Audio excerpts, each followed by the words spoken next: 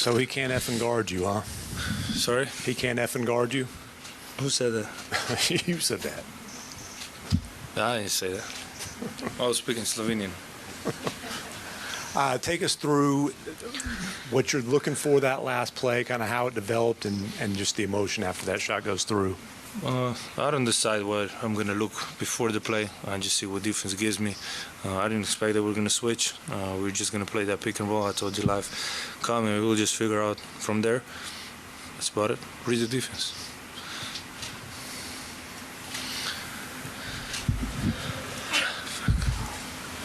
Luka, what was the approach in the last minute 29? You guys went from being up to being, I think, down 5. You had the challenge on the baseline. Kyrie hit a shot. You hit that, like, the poise that you guys have. Can you speak to that a little bit? Yeah, I mean, like I always say, stay together, positive energy. At some point, we're down 18 on the road, which is insane to come back. So we believe till the end of the buzzer. Jason said that there was no plan necessarily to go for a 2 or 3 during that. When do you make a decision that I'm going to go for the step back? Was it when you got the switch on Rudy? Was it just all instinct? I don't really know. I can't answer that. I just saw some space, decided to shoot a 3. Get to my spot, step back. That's it. But I just decided, I saw some space. Jason talked about the good talk you had at halftime. What was the gist of that, and what was the biggest change or biggest adjustment you guys made? I think we talk about that last 3-4 minutes we play with energy. We said we need to play like that. We're getting stops, especially boxing out, and then our pace got to be high. So those 3-4 minutes we took as example. And your thoughts right now on being up 2-0 in a series, 2 wins from the NBA Finals? Great, but like I say, first to 4, nothing is won. We got to just think about next game, not in the future, not in the present, this game. So we just got to think about next game. That's it. You went to the locker room real quick at the end of the first. You good? Yeah, it's funny. Yeah. You've had a lot of game winners now throughout your career. Do you know where this one ranks? Is it way too soon to even start thinking about this? Too soon. Yeah. No, I'm tired. I can't even think. Do you have a favorite that comes to mind when you think about all the different ones you've hit over the years?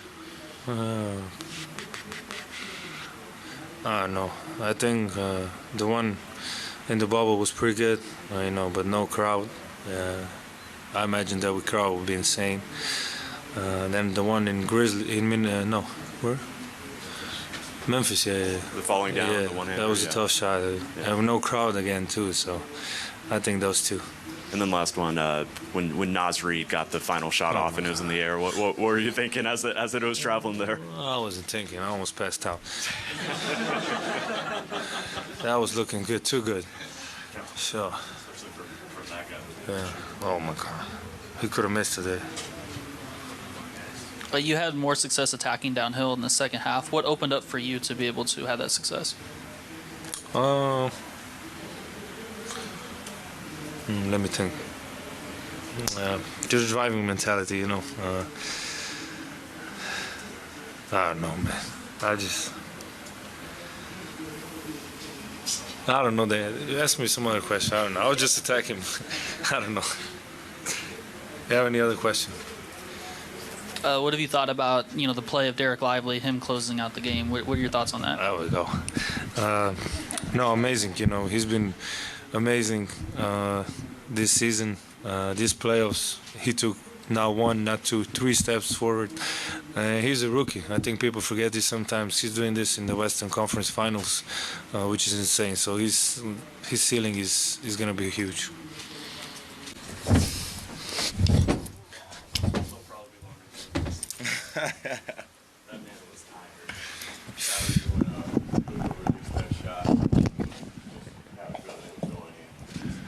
Yeah, the utmost confidence in my brother, man.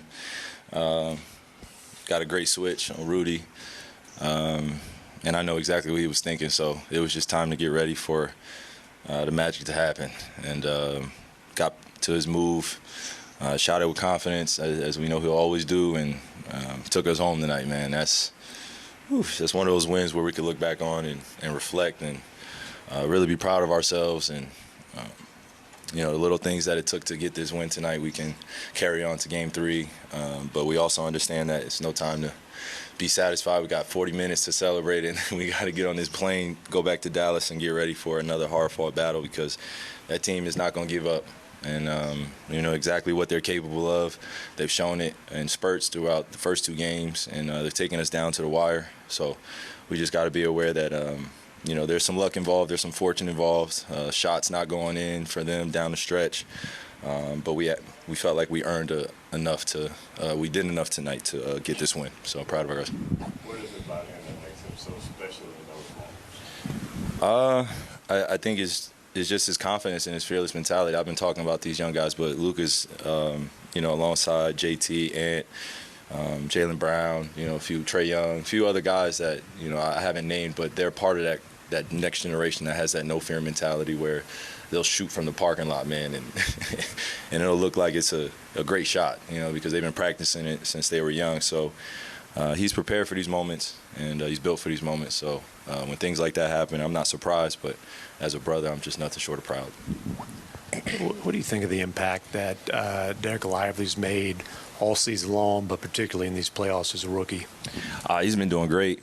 I can echo Luka's sentiments. Just seeing a rookie do this is very impressive, and he falls right alongside a lot of the great ones that have come before him that probably weren't in the top 10 in towards the top 15 in terms of talent before he got drafted, but now I think he's making a lot of guys and a lot of women eat their words in terms of what he's capable of and his potential. He's shown it day in and day out. When he's healthy, when he's on the floor, he makes a big difference. I mean, you look at our record in the beginning of the season when he was out of the lineup, when he was in the lineup, I think that was the telltale sign of how our team was going to be built. And if we have a 5-man that's athletic, that's able to catch lobs, that's able to play defense, that's able to make passes, and also communicate very well for someone his age, especially to older guys. He has that no fear mentality as well. So I'm proud of him, and I know that he's been working diligently and doing a lot of stuff that no one sees to help himself prepare mentally, physically, emotionally, spiritually. And not to bum you out, but what's going through your mind when you missed those 2 free throws? You're not gonna bum me out about that, Tim. Yeah, you could bring it up, bro. It's basketball, man. Like, the game's over now. Now we can talk about it, man. I don't want to get fined, but I was just like, holy, oh gosh, like, what the heck is going on, man? Like, a lot of emotions going through my head, and there's a brief moment of disappointment. The fans are going crazy. I think we got them free chicken, right? Something like that. So, the fans are going crazy, and rightfully so. They were cheering their butts off, and when I missed it, I think I was as surprised as a lot of people in the arena. But in those moments, I got to stay focused and be aware of, just how big it means for how much it means to our team to make those. And I'm been in that moment, but when you miss, you also have to take that accountability and be better. And the next play mentality was the only thing I could carry forth, and I got in that corner, knocked it down, and got a deflection off of Jaden, or and it felt good to be able to make those plays up. So the game's not over, especially when you miss 2 free throws. That goes out for all the younger generation that's watching. Those mistakes could weigh on you mentally, and you could carry that into next game too. So it's time to just leave that here and praying I make all my free throws when I get back home, and that focus is there, man. At the beginning of the fourth quarter, after Luka had come back from his second trip to the locker room, he was bent over at the scoring table, and you went over and said something to him, and it looked like you just asked him if he was okay. Yeah. And what did he say back to you? He said yeah. He said yeah. It wasn't a long conversation. I was telling him, from the beginning of the game, just you have guys out here to have your back, and whenever you need me to take over, I will, take over the point guard responsibilities and bring the ball up and just get him to his spots, and then he comes out and hits a step back 3. So I think I was like, I think you're fine, So there are moments where he shows just brilliance and he scores so easily, and then he comes back and he looks like he's laboring a little bit. But that guy's a warrior. I'm never worried about him, and him going back to the locker room and coming back out just shows how much he cares about playing well for this team and being a leader on this team. How often in your career have you seen a guy play through all these problems that he's having now, and you don't really notice it? I mean, considering what the outcome is. Yeah, no, I mean, it's it's not an uncommon thing in our league for guys to play injured, but when somebody is asked to score as much as he is and asked to do as much, and also he pushes himself, to the ultimate measure, he wants to be great. He already is a great player, but I think he wants to be great in his mind and his life. So for us, we just want to continue to support him. And when he's out there not feeling well, we all are aware of it. But this is why we're a team.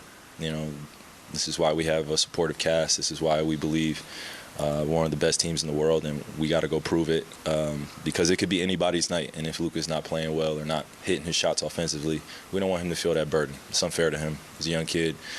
So I'll take that burden at times, and other guys will take that burden, and we'll just be able to stay fluid, stay connected. Kyrie, you're an all-timer. You played with an all-time great when you were younger in LeBron James. Now you're playing with a potential all-time great. What's it like to see that ascension from the veteran perspective now that you're the older guy? Man, it's amazing. You make it sound like I'm like 38 already, and I'm the young guy of the older generation. I came in when I was 19, so I know I was trailing along around that older generation that's been around for a while. But for me personally, I'm amazed. Just I don't use that word lightly either. I'm amazed just on how much time he puts on his body and how much time he puts on his craft. And also, I've been saying it, but just that no-fear mentality, man, that confidence that he carries, he walks around with it. And, of course, the awards come along with that, too, and the expectations come along. I think he's answered a lot of calls. When Luka first came into the league, there were a lot of questions on what he was going to turn out to be and who he was going to be. And, I know a few people are eating their words, too. So watching him ascend into becoming an all-time great is amazing, and I don't take it for granted because, like you said, I play with one of the greatest of all time, arguably the greatest of all time, up there with the top 3, top 4, and dealt with a lot of that criticism and pressure, shielding us from it as teammates. And I think you see the same things that happen and occur with some of the greatest players that play. They take on a lot of pressure and they love it, and they relish in it, and they love answering that call. So for me, I just want to be supportive and continue to be an all-time great next to him and continue to show him the ropes and let him continue to fly, man. He's already been doing it. It seemed like Luka really found a rhythm attacking downhill in the second half.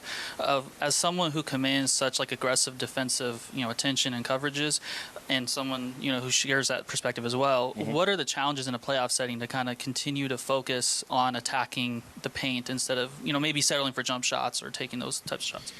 Yeah, well, some of the greatest scorers to play this game or greatest offensive threats have been able to play that in-between game, have been able to make plays for others, and when they figure out how to make their teammates better, they become that much greater. So I feel like myself and Luka, we figured that out to a certain degree where we get the best out of our guys, and they know how to feed us good energy. We know how to feed them good energy. And when the ball's hopping around or when guys are being aggressive and taking advantage of the first opportunity that they have and just making quick decisions, it does a lot for our team. Fluidity, just in how we play and our pace. And when we're getting up and down the floor, we're a tough team to beat. Is there any advice that you've given Luka on that so-called road to being an all-time great after, what you've learned from playing alongside LeBron and your own trajectory yourself? I mean, I play with a few guys that are all-time greats. I want to say that too. So I've had the opportunity to see them work on their crafts and also deal with a lot of the outside criticism. And again, the common trait that they share is just their ability to block out the noise and do the right things every single day. Work on their bodies, take care of themselves, and then also have fun with the game and know how to empower their teammates. So I've tried to just give little bits and pieces of nuggets of advice to Luka to help him because when I'm out of the league and he's continuing to run it, if he doesn't retire early, leave it up to him to probably. If he doesn't retire early, then he'll be doing what I'm doing right now, except in his own way. And that's a beautiful thing to see.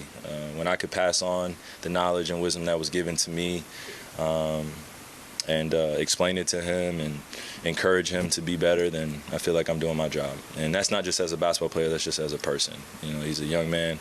I'm a young man as well. And he's going to have a lot more years after the game living life than when he's playing. So this is cool and all, being a leader and being called a leader in the locker room and stuff like that, but he's going to have to lead his family, be a father one day, and those are the most important things that I try to echo to him. It's just being a family man and continuing to put the things that matter to you first, you know.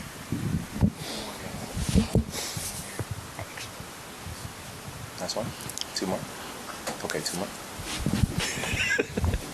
1 more. Okay. I know I'm trying to get you home, man. No, you good. I'm messing around with Allie. You good. But I know I've talked to you about you being a leader and having your brothers lean on you. Mm-hmm. But in what I told Kid is a rare occurrence for you, how did it feel to have your brothers to lean on? It feels incredible. It feels incredible. Are you talking about tonight? Just yes. After tonight? Yeah, man. Especially when I missed those free throws.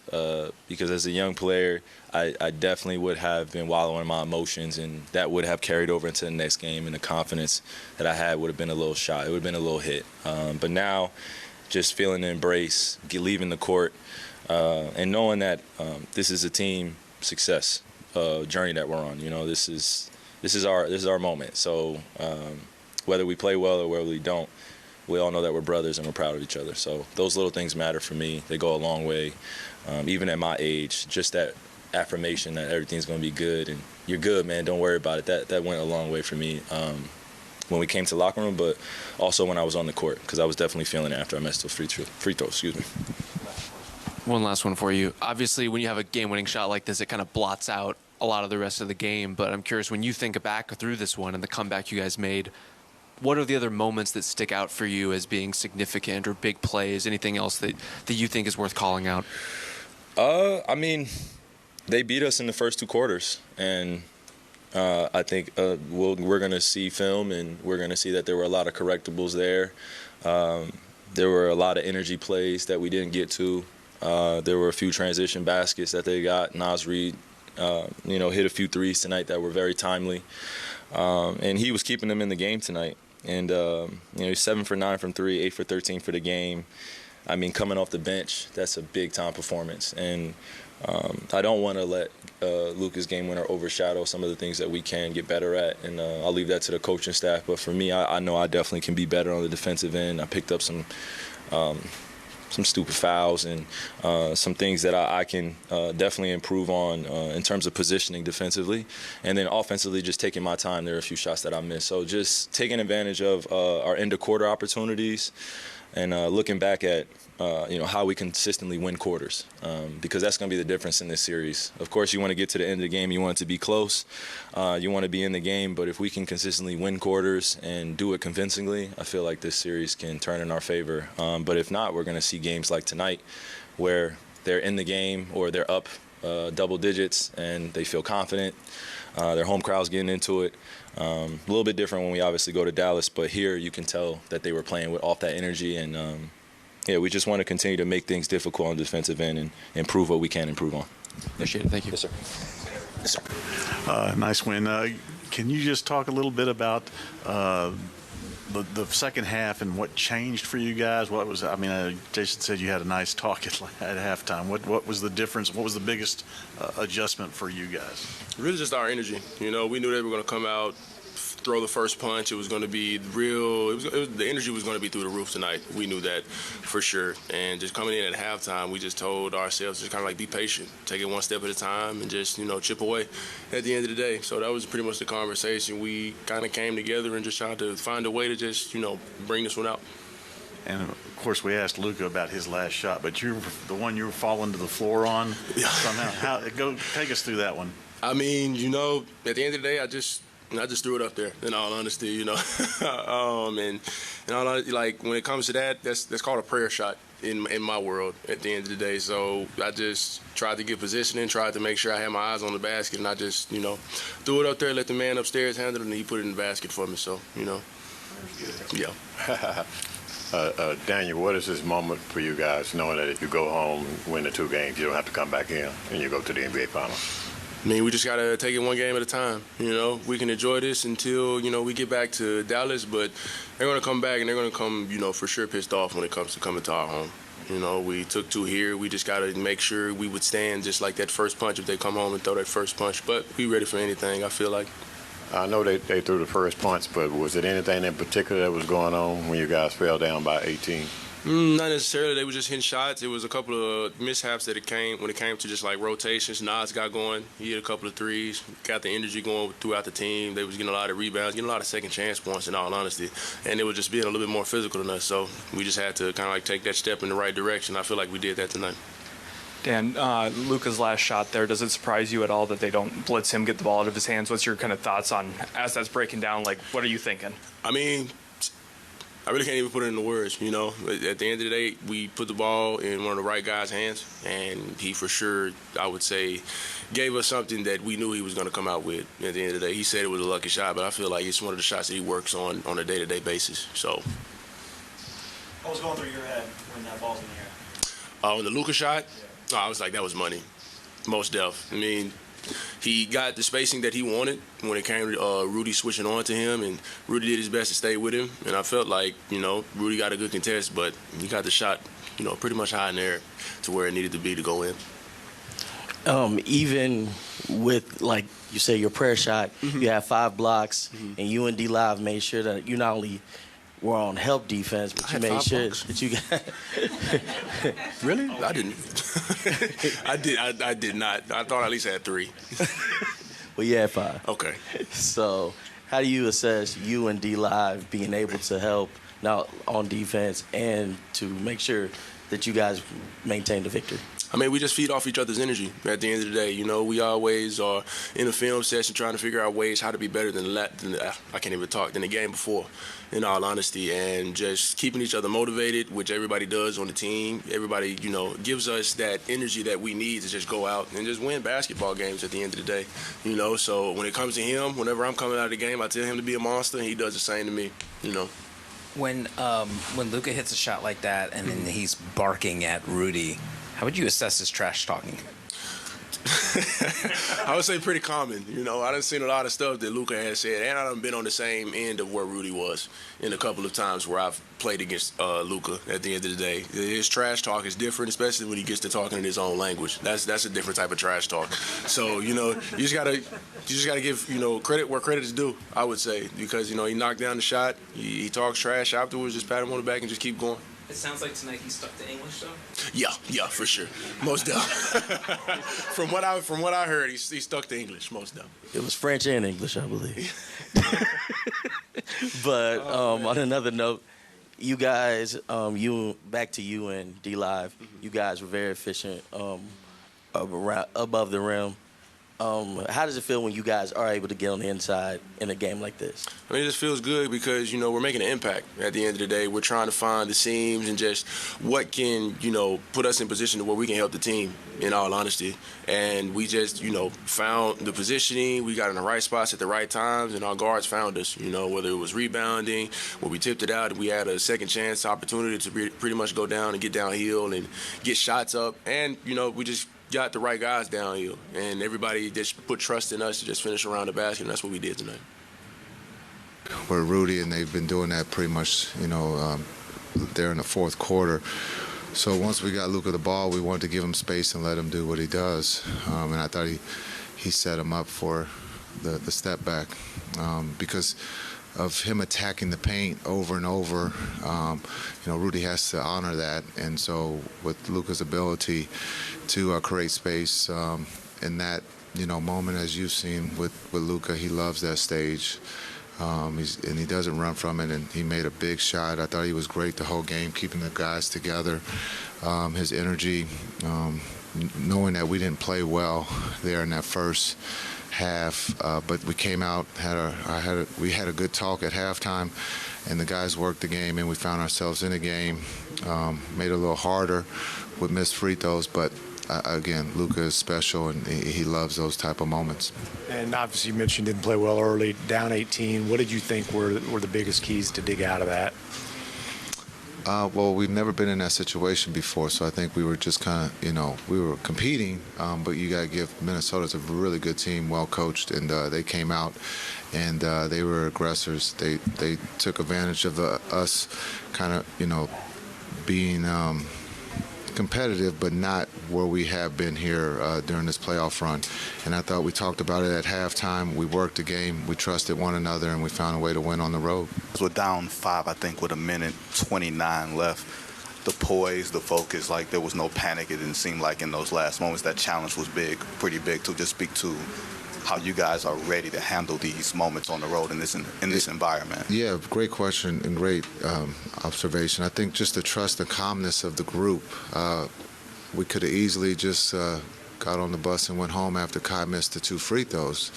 But again, our defense, we believe in our defense. We got stops. Give a lot of credit to our bench of keeping the energy in a positive way, keeping those guys up. And then Keith made a great call of the challenge. He said, let's challenge it. He was on the baseline standing, so he had good eyes on it. And that's the trust. I trusted that Smooth was telling me the truth. We challenged it, and we found, we won that challenge. And so it's a team effort, great team win. Everybody played their part at a high level tonight, even the guys who didn't play. You mentioned the good talk at halftime. Can you impart a little bit about maybe what that was, and also what were the biggest changes into the second half, which you guys took care of? Yeah, I thought, we weren't playing, Mavs basketball. I thought, again, just understanding what we had to do. We weren't rebounding the ball. We were getting the misses.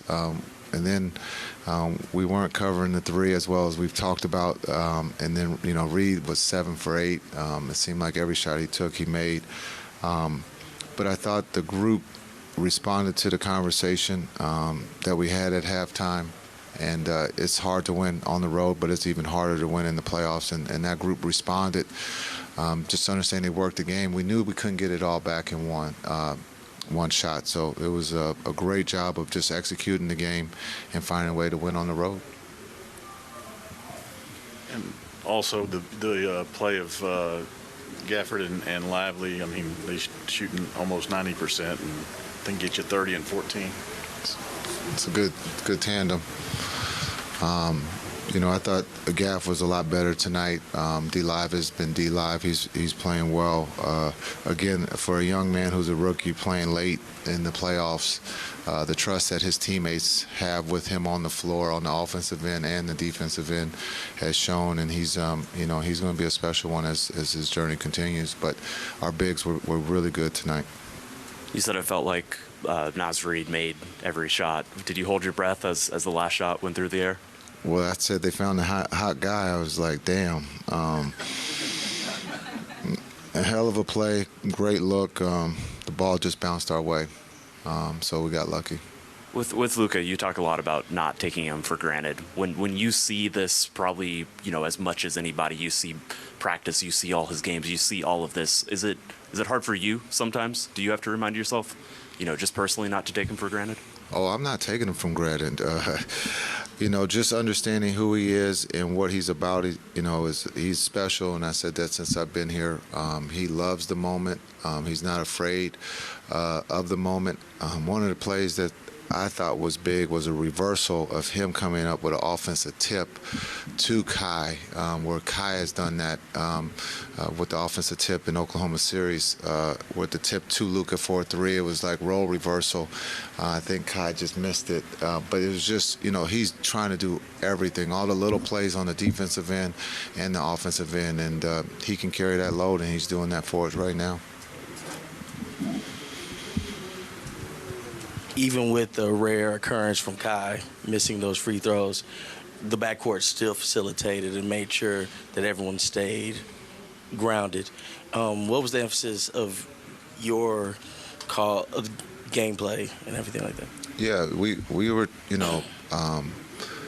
was kind of role reversal. Luka was going early, Kai, so we wanted to get him out early. Kai had great looks that just didn't go down, but the beauty of this team is just the positivity, the energy. If someone isn't struggling, everyone's picking up each other and everyone's connected. And so everyone just kept telling Kai to keep doing what he was going to do. And I thought in the fourth he he showed up like Luka did, and he played at a high level for us on the offensive end. After missing those free throws, he makes a big three in the corner, and so that just shows that no one quit. You know, everybody played to the end, and that's what makes this group special. Jason, you had pointed out last couple of days several times that you guys didn't win game one in the first 2 rounds.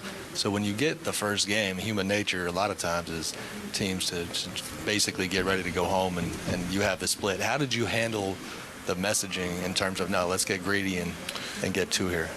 Yeah, I think there's only one guy who's won a championship, so we have to be hungry. And when we talk about Kai, it's easy for Kai to, send that message, but I think for the group, there's a trust between the coaches and players to players. And the last 2 days, we've talked about that we're down, like we haven't done anything. And this group is one that's not going to quit. They continue to play to the end. Even if we ended up losing this game, it's about, playing the game the right way for 48 minutes. And that's what we've done, here of late. And that's what we truly believe in. And so it's been fun to be around these guys. These guys have a lot of fun, but when it comes to work, they're trying to do their job at a high level. And everyone concentrates on Luka and Kai, but the role players do their part and are embraced by the stars. And that's what, again, makes this team special. Yeah, he can come. You need to talk to him.